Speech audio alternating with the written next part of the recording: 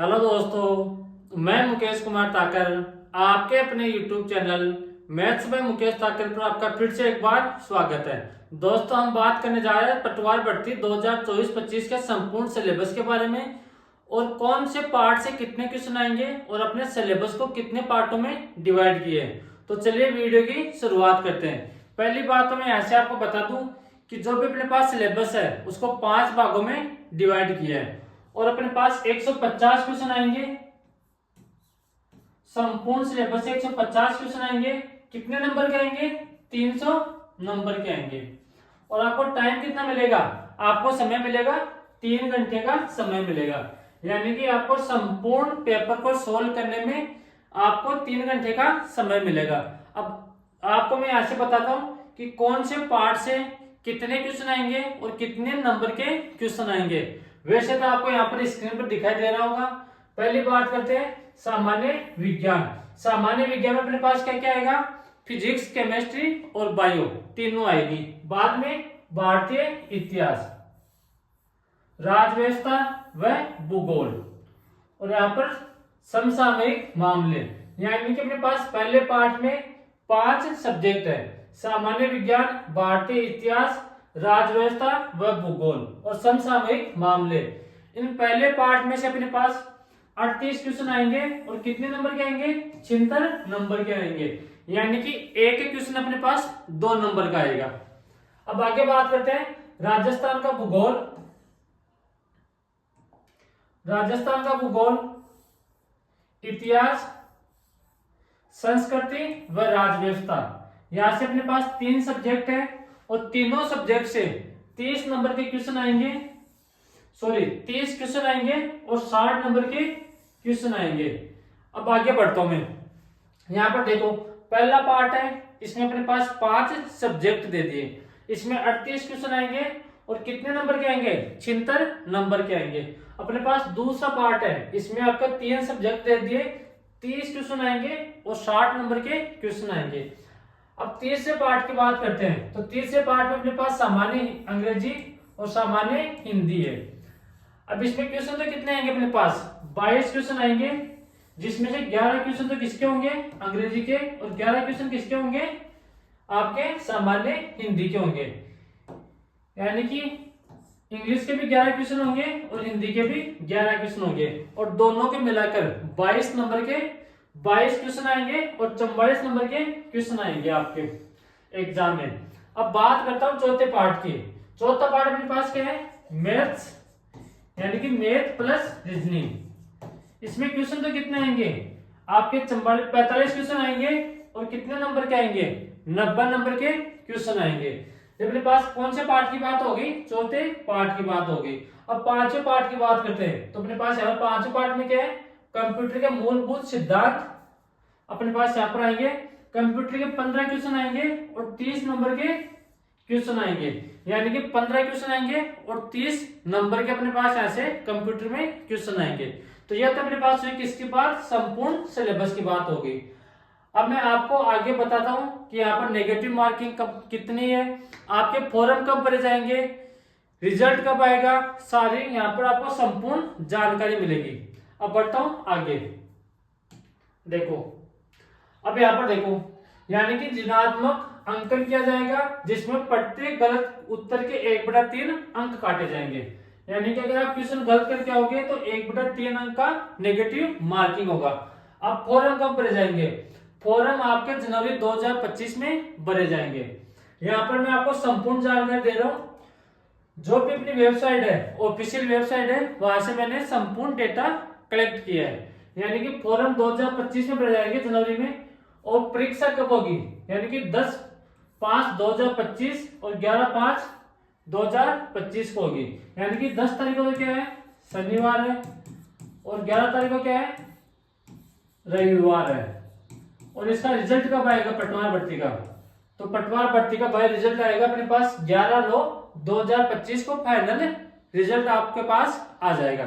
तो यह तो बात अपने पास किसकी बात हुई कि सर नेगेटिव मार्किंग कितनी होगी, फॉर्म कब भरे जाएंगे, और यहाँ पर परीक्षा कब होगी और रिजल्ट कब आएगा। तो अपने पास यहाँ पर 4 बातें मैंने आपको और बता दी। और एक बात का ध्यान रखना, आपकी सीईटी ग्रेजुएशन लेवल में ये वैकेंसी आने वाली है, सीधी भर्ती नहीं है भाई, इस बात का भी विशेष कर ध्यान रखना। अब आगे बढ़ता हूं मैं। अब यहाँ पर बात करता हूं मैं सामान्य विज्ञान, भारतीय इतिहास, राज्य व्यवस्था व भूगोल, सामान्य ज्ञान, समसामयिक मामले, यानी कि यहाँ से 38 क्वेश्चन आएंगे। और कितने नंबर के क्वेश्चन आएंगे? 76 नंबर के क्वेश्चन आएंगे। तो यहाँ पर कौन कौन से टॉपिक से क्वेश्चन आएंगे? यहाँ पर देखो, विज्ञान के सामान्य आधारभूत तत्व है, दैनिक विज्ञान, मानव शरीर, आहार व पोषण, स्वास्थ्य देखभाल। और यहाँ से प्राचीन व मध्यकालीन भारत के इतिहास की प्रमुख घटनाएं, यहाँ पर प्रमुख घटनाएं ध्यान रखना, टाइप कटे थोड़ा सा मिस्टेक हो गया। आगे बढ़े, विशेषता एवं महत्वपूर्ण ऐतिहासिक यानी कि घटनाएं, 18वीं शताब्दी के मध्य से वर्तमान तक की घटनाएं आपके यहाँ पर आएगी। भारतीय संविधान, राजनीतिक व्यवस्था व शासन प्रणाली, संवैधानिक विकास, भारत की भौगोलिक विशेषताएं, पर्यावरणीय व पारिस्थितिकी परिवर्तन व इसके प्रभाव, समसामयिक राष्ट्रीय घटनाएं। ये तो आपके पहले पार्ट से, यानी कि 38 क्वेश्चन आएंगे और 76 नंबर के क्वेश्चन आएंगे। अब आगे बढ़ता हूं मैं। अब ये अपने पास राजस्थान का भूगोल, इतिहास, संस्कृति व राज्य व्यवस्था, इनमें से क्या क्या आएंगे, कौन कौन से टॉपिक से क्वेश्चन आएंगे, यहाँ पर बता रहा हूं मैं। राजस्थान के इतिहास की महत्वपूर्ण ऐतिहासिक घटनाएं, राजस्थान की प्रशासनिक व्यवस्था, राज्यपाल, राज्य विधानसभा, उच्च न्यायालय, राजस्थान के लोक सेवा आयोग, जिला प्रशासन, राज्य मानवाधिकार आयोग, राज्य निर्वाचन आयोग, लोकायुक्त, राज्य सूचना और लोक नीति पर अपने पास यहाँ पर क्वेश्चन आएंगे। सामाजिक सांस्कृतिक मुद्दे, स्वतंत्रता आंदोलन, जन जागरण व राजनीतिक एकीकरण, इनमें से आपके जो जो टॉपिक है इनमें से आपके क्वेश्चन आएंगे। अब बढ़ता हूं आगे। अब देखो, ये भी अपने पास जो सेकंड पार्ट है उसी में आने वाला है। अब देखो, लोक कलाएं, चित्रकलाएं और हस्तशिल्प व स्थापत्य कलाएं, मेले, त्योहार, लोक संगीत व लोक नृत्य, राजस्थानी संस्कृति व विरासत, साहित्य, राजस्थान के धार्मिक आंदोलन, संत व लोक देवता, महत्वपूर्ण पर्यटक स्थल, राजस्थान के प्रमुख व्यक्तित्व, इनसे भी आपके क्वेश्चन आने वाले एग्जाम में। ये अपने पास किसकी बात हुई? सेकंड पार्ट की बात हो गई। अब बात करता हूं मैं थर्ड पार्ट की। थर्ड पार्ट में अपने पास जो भी यहां से लेकर यहां तक, ये आपके किसका पोर्शन है? ये आपके सामान्य हिंदी के उसका व्याकरण का पोर्शन है। अब देखो, इनमें से क्या क्या आएंगे? उपसर्ग व प्रत्यय, यहाँ पर समास आएगी, शब्द युग्मों का अर्थभेद, पर्यायवाची शब्द और विलोम शब्द, शब्द शुद्धि, दिए गए अशुद्ध शब्दों को शुद्ध लिखना, यानी कि आपको यहाँ पर अशुद्ध शब्द मिलेंगे उनको शुद्ध शब्दों में लिखना है। वाक्य शुद्धि, वर्तनी संबंधित अशुद्धियों को छोड़कर वाक्य संबंधी अन्य व्याकरणीय अशुद्धियों का शुद्धिकरण करना, यानी कि आपको अशुद्ध शब्द मिलेगा उसको शुद्ध शब्द में बताना है। आगे बढ़ते हैं। और यहां से वाक्यांश के लिए एक उपयुक्त शब्द, पारिभाषिक शब्दावली, प्रशासन से संबंधित अंग्रेजी शब्दों के समक्ष हिंदी शब्द, मुहावरे व लोकोक्तियां। ये आपके किसका पार्ट हो गया? हिंदी का पार्ट हो गया। यानी कि जो आपके पास हिंदी का पोर्शन है उससे 11 क्वेश्चन आने वाले और 22 नंबर के टोटल क्वेश्चन आने वाले। और सेम यहाँ पर इंग्लिश की बात करें तो इंग्लिश से 11 क्वेश्चन आने वाले और 22 नंबर के यहाँ पर क्वेश्चन आएंगे, यानी कि प्रत्येक क्वेश्चन अपने पास 2 नंबर का है। तो अपने पास इंग्लिश का सिलेबस देखते हैं, यानी कि comprehension of unseen passage, correction of common error, correct usage, synonym और एंटोनिम, और ऐसे फ्रेजेज एंड इडियम। आपके जो इंग्लिश का पोर्शन है वो थोड़ा कम है, तो आप इंग्लिश पर ज्यादा फोकस करोगे तो आपके 11 में से 8 क्वेश्चन आराम से सही हो जाएंगे। यहाँ पर आपके हिंदी का जो सिलेबस है वो थोड़ा लेंथी है, इंग्लिश का थोड़ा आपका सिलेबस छोटा है, और दोनों से 11-11 क्वेश्चन अपने पास यहाँ पर आने वाले। अब देखो, अब यहाँ से जो पटवारी की तैयारी करता है उसमें सबसे बड़ी दिक्कत यहाँ पर यह आती है कि जो अपने पास रीजनिंग और मैथ का पोर्शन है बच्चों को उनमें सबसे बड़ी दिक्कत आती है। और एक बात बता दूं मैं आपको, जिसका मैथ और रीजनिंग अच्छी है उसी का यहाँ पर ध्यान रखना, पटवारी में सिलेक्शन होगा। अब खुद देख लो, मैथ और रीजनिंग से 45 क्वेश्चन आने वाले हैं और 90 नंबर के आने वाले हैं। तो आप यहाँ से देख लो 300 नंबर में से मैथ और रीजनिंग कितना परसेंट आएगी। तो आपको जितना हो सके मैथ और रीजनिंग पर ज्यादा से ज्यादा आपको ध्यान देना है। तो यहाँ पर बात करता हूं मैं रीजनिंग की। तो श्रृंखला बनाना, सादृश्य परीक्षण, चित्र मैट्रिक्स के प्रश्न, वर्गीकरण, अंग्रेजी वर्णमाला परीक्षण, खतरवा निष्कर्ष वाले क्वेश्चन आने वाले, रक्त संबंध यानी कि ब्लड रिलेशन, कोडिंग डिकोडिंग, दिशा बोध परीक्षण यानी कि डायरेक्शन से क्वेश्चन आने वाले हैं, बैठक व्यवस्था, सीटिंग अरेंजमेंट, इनसे क्वेश्चन आने वाले हैं। अब बात करते हैं आगे, इनपुट आउटपुट, संख्या क्रम व समय अनुकूल। इसमें दो टॉपिक आएंगे आपके, एक तो घड़ी वाला और एक कौन सा आएगा, कैलेंडर वाला। निर्णय क्षमता, शब्दों का तार्किक व्यवस्था, लुप्त अक्षर संख्या को सन्निग्ध करना और गणितीय संक्रिय। एक चीज का ध्यान रखना, जो आपके गणितीय संक्रियाएं हैं ये आपके मैथ में भी आती है और किस में आती है, रीजनिंग में भी आती है। तो इस बात का विशेष कर ध्यान रखना। तो ये अपने पास किसका सिलेबस हो गया, रीजनिंग का सिलेबस हो गया। अब बात करते हैं मैथ के सिलेबस की। तो यहाँ पर मैथ को सिलेबस की बात करें तो पहला टॉपिक अपने पास क्या आएगा, प्रतिशत आएगा।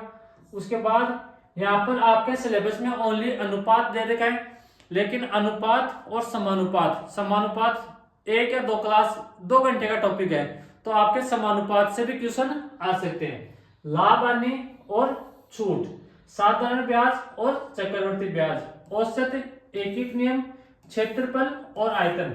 अब ध्यान रखना, क्षेत्रफल और आयतन इसको बोलते हैं मेंसुरेशन। अब एक चीज का ध्यान रखना, इसमें आपके दो तरह के क्वेश्चन बनेंगे। एक तो इसमें क्या आता है 2D यानी कि 2 डायमेंशन, एक होता है 3 डायमेंशन। 2 डायमेंशन में किसके क्वेश्चन आएंगे, उसमें इसमें क्वेश्चन आएंगे जैसे क्षेत्रफल,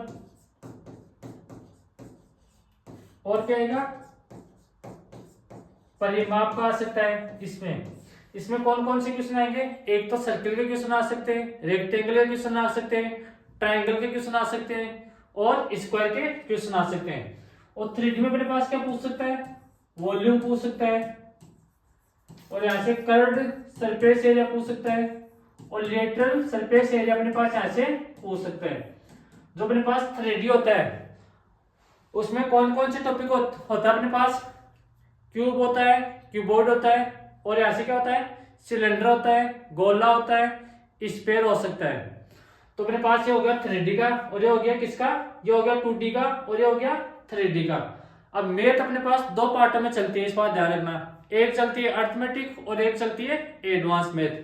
तो आपके जो क्षेत्रफल और आयतन ये किसका पोर्शन है, एडवांस मैथ का है। जो आपके एलजेब्रा हुआ और क्या हुआ, ट्रिग्नोमेट्री हुई, ये आपके पास जो अपने पास पटवारी का सिलेबस है इसमें नहीं है।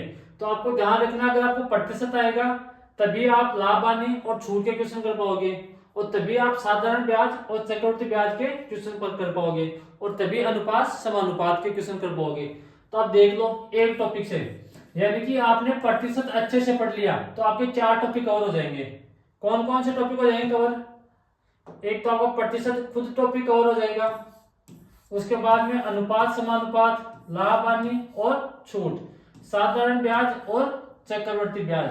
अब देख लो, आपके अगर एक टॉपिक आपने अच्छे से पढ़ लिया तो आपके 4 टॉपिक अच्छे से तैयार हो गए। तो जो भी टॉपिक पढ़ो मैथ में अच्छे से पढ़ो, बेसिक कॉन्सेप्ट से पढ़ो। अब बढ़ता मैं आगे कंप्यूटर की तरफ। कंप्यूटर से कौन कौन सा टॉपिक आएंगे, यहाँ पर पहला अपने पास टॉपिक कौन सा आएगा, कंप्यूटर की विशेषताएं, कंप्यूटर संगठन, RAM ROM, file system, input device सहित कंप्यूटर सॉफ्टवेयर, हार्डवेयर व सॉफ्टवेयर के मध्य संबंध, ऑपरेटिंग सिस्टम, एमएस ऑफिस। इसमें कौन कौन से आएंगे, एमएस ऑफिस में वर्ड आएगा, एक्सेल आएगा, स्प्रेडशीट आएगा, पावर पॉइंट का एक्सपोजर आपके आएगा। तो यहाँ पर अपने पास जो अपने पास उसका पटवारी का सिलेबस था, ये आपको मैंने संपूर्ण जानकारी मैंने यहाँ पर दे दी है। अब मैं कौन सा टॉपिक पढ़ाऊंगा वो देखो। मैं आपको पढ़ाऊंगा यहाँ पर मैथ पढ़ाऊंगा, यानी कि जो आपका गणित का विषय है, जो आपने गणित का फोबिया बना रखा है कि सर में तो गणित नहीं आती है, गणित सिखा दो हमारा सिलेक्शन हो जाएगा। तो भाई एक चीज का ध्यान रखना, पहली बात तो ये, आपका चाहे कोई सा भी टॉपिक हो, अगर आपके एग्जाम में यहाँ तक आता है तो आप यहाँ तक पढ़ के जाओ। ज्ञान कभी भी अधूरा मत रखना, इस बात का ध्यान रखना। अगर आपके मैथ में अगर 100% सिलेबस है तो मैं आपको 100% से अधिक ही बताऊंगा, यानी कि जितना आपके एग्जाम में आते हैं उससे 20% आपको अधिक ही बताऊंगा, और कंप्लीट सिलेबस में आपको करवाने वाला हूं। और उसके बाद में जब भी अपने पास सिलेबस कंप्लीट हो जाएगा उसके बाद में अपन क्या करेंगे, प्रैक्टिस सेट करेंगे, प्रैक्टिस सेट करेंगे। आपकी एग्जाम से पहले मैं 60 से लेकर 90 आपको इंग्लिश मैथ के प्रैक्टिस सेट सोल्व करवा दूंगा, जिसमें प्रत्येक प्रैक्टिस सेट में 18 से 20 क्वेश्चन होंगे, और सभी क्वेश्चन अच्छे लेवल के करवाऊंगा मैं। अगर आपने मेरे से मैथ पढ़ लिया एक बार तो मैं गारंटी लेता हूं, चाहे आपके पटवारी में चाहे 15 क्वेश्चन आए चाहे 20 क्वेश्चन आए, कंप्लीट क्वेश्चन आप सोल्व करोगे। और मैं इतना वादा दिला सकता हूं आपके, अगर 15 क्वेश्चन आए तो उसमें से 10 क्वेश्चन में तो आपको संख्या भी चेंज होने नहीं दूंगा। आपको मैं मैथ की इतनी प्रैक्टिस करा दूंगा कि आपके मैथ में नंबर नहीं कटेंगे, ये मेरी गारंटी है। और बाकी के सब्जेक्ट आपको खुद को देखना है कैसे करना है, और यहाँ पर मैं आपको कंप्लीट रणनीति और बताऊंगा, कैसे आपको रीजनिंग पढ़नी है, कैसे मैथ पढ़नी है और कैसे इंग्लिश पढ़नी है। अगर आपकी मैथ कमजोर है तो मैथ को ज्यादा टाइम देना आपको, अगर आपकी इंग्लिश कमजोर है तो इंग्लिश को ज्यादा समय देना है मैथ के साथ में। तो यहाँ पर संपूर्ण जानकारी मैंने आपको यहाँ पर दे दी है। अगर किसी को यहाँ से स्क्रीनशॉट लेना है तो ले सकते हो, इसको बता रहा हूं एक बार। लेकिन एक चीज का ध्यान रखना, जब तक आप मैथ और रीजनिंग को अच्छे से नहीं पढ़ोगे तब तक आपका सिलेक्शन मुश्किल है, इस बात का ध्यान रखना आप। यहां तक आगे बात समझ में। आपके जो सीईटी ग्रेजुएशन लेवल की वैकेंसी है, सीईटी ग्रेजुएशन लेवल में अगर 40% आपके हैं, यानी कि 150 नंबर का आपका पेपर था सीईटी ग्रेजुएशन लेवल का, इसके 40% निकालो, यानी कि 150 में से आपके 60 नंबर आएंगे, तभी आप ये पटवारी की एग्जाम दे पाओगे। और पटवारी की 2-2.5 हजार के लगभग पोस्ट है, अभी तो बढ़ने की और संभावना है। तो आज के लिए इतना ही, बाय बाय, टेक केयर। जल्दी से जल्दी हम सिलेबस को स्टार्ट करने की कोशिश करेंगे। लगभग 45 से 50 क्लास में आपका सिलेबस में कंप्लीट करा दूंगा, वो भी अच्छे लेवल से। इस बात का विशेष कर ध्यान रखना। तो बाय बाय, टेक केयर।